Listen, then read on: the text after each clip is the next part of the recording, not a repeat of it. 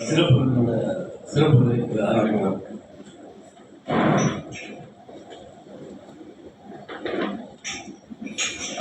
வணக்கம். தமிழர் தலைமுறை வணிகம் 14ஆம் குழு 193வது அமர்வு. பலத்த கடவுள். இன்றைய சிறப்பு விருந்தினர் திருமதி மா உமா லட்சுமி அம்மையார். இன்னும் பலத்த கடவுள். எப்பவுமே உற்சாகத்தோடு இருக்கணும். பார்த்தாலும் கவலைப்படுங்க, இது நடக்க மாட்டேங்குது, அது நடக்க மாட்டேங்குது. வணிகம் வெற்றியா சிலர்ல வருது, வந்துட்டே இருப்பாங்க தொடர்ந்து. ஆனால் எல்லா நேரமும் வரலையே வணிகம் அப்படின்னு ஒரு கேள்வி வந்துட்டே இருக்கு. மனக்கவலை மாற்றும் மருந்து எது என்று வள்ளுவர் சொல்கிறார். திருவடியை வணங்குதல் என்று சொன்னார். அப்போ திருவடினா யாரு? கடவுள் நம்பிக்கை இருக்கிறவங்களுக்கு. இன்னொரு பொருள் என்ன தெரியுங்களா? பேராற்றல், பிரபஞ்ச பேராற்றல். அதை உணர்தல். பேராற்றலா இருக்கு பார்த்தீங்களா பிரபஞ்சம், அது சிறு ஆற்றலா நம்ம உடம்புல இருக்கு, மனசா இருக்கு, மனசுக்குள்ள சுவாசமா இருக்கு. அந்த சுவாசத்தை உணர்தல் தான் இன்னைக்கு வகுப்பு எடுக்க போறாங்க நம்முடைய சிறப்பு விருந்தினர் உமா லட்சுமி அம்மையார். பலத்த கடவுள். சரி, இதை பத்தி திருமூலர் போன்ற சித்தர்கள்லாம் சொல்றாங்க. 12 விடற்கடை அளவு நம்முடைய சுவாசத்தினுடைய அளவு. இந்த ஜாதகம்லாம் எங்கேயும் வெளியில பார்க்க வேண்டாம், நம்ம மூச்சை கவனிச்சாலே போதும், அதான் ஜாதகம், நம்முடைய ஆயுள்.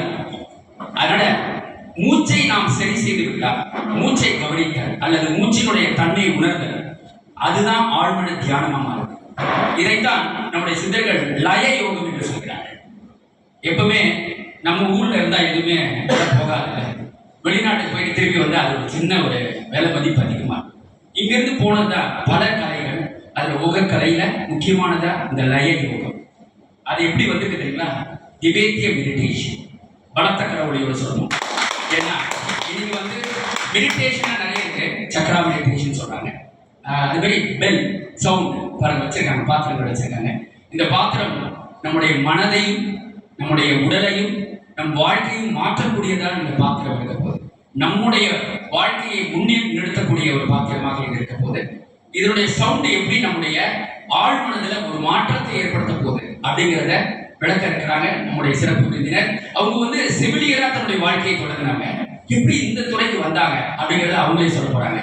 அது மட்டும் அல்ல, இந்த திபேத்திய மெடிடேஷன் என்று சொல்லக்கூடிய இந்த சவுண்ட் ஹீலிங், இதை எப்படி தொடங்கிச்சு, இதனுடைய வரலாறு என்ன, இதனுடைய தோற்றம் என்ன, இது எவ்வாறு செயல்பட்டு கொண்டிருக்கிறது, இந்தியாவுள்ள இதனுடைய சிறப்பு இருக்கா, இல்லை ரொம்ப ரேரா தானே பார்க்க முடிஞ்சது. நான் கூட மதுரையில் ஒருத்தர் பண்ணிட்டு இருக்காங்க, நான் பார்த்தேன்.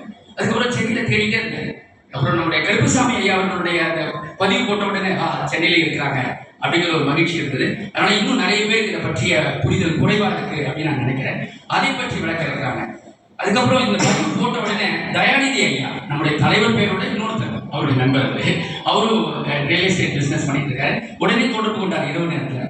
ஐயா ஒரு பதிவு போட்டீங்க, அவர் நம்முடைய சிறுநீரக சிறப்பு, அதாவது செயலிழப்புக்கு சிறப்பு செஞ்சிருவாங்களா, இம்ப்ரூவ்மெண்ட் வந்துருமா? நிச்சயமா வந்துருங்க. ஆனா முதல்ல கூட்டம் முடிஞ்சிட்டோம், அவங்கள்ட்ட தொடர்ந்து பேசுவோம் அப்படின்னு சொன்னேன். இந்த பலத்த கடவுளி அவங்களுக்கு நம்ம செலுத்துறோம். ஏன்னா இன்னைக்கு பல விஷயங்கள், ரத்த அழுத்தம், மன அழுத்தம், மன இறுக்கம், அப்புறம் சர்க்கரை ஏற்ற இறக்கம், இதுமே நோயை சொல்லக்கூடாது, ஏற்ற இறக்கம்னு சொல்லலாம். புற்றுநோய், சிறுநீரக சீரமைப்பு, சர்க்கரை தியானம் சொல்றோம், சர்க்கரா மெடிடேஷன் சொல்றோம். சர்க்கரம் அப்படிங்கிறது நம்ம உடம்புக்குள்ள இருக்கு. அது நம்முடைய திருமூலர் போன்ற சித்தர்கள் தான் அதை பத்தி விளக்க கொடுக்குறாங்க.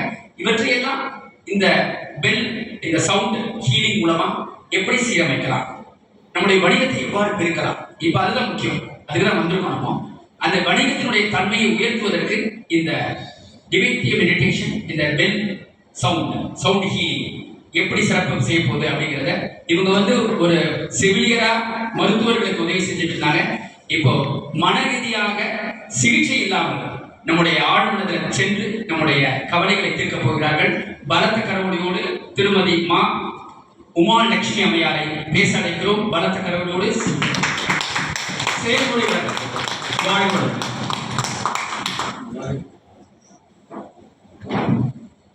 நன்றியா, என்னோட நிறைய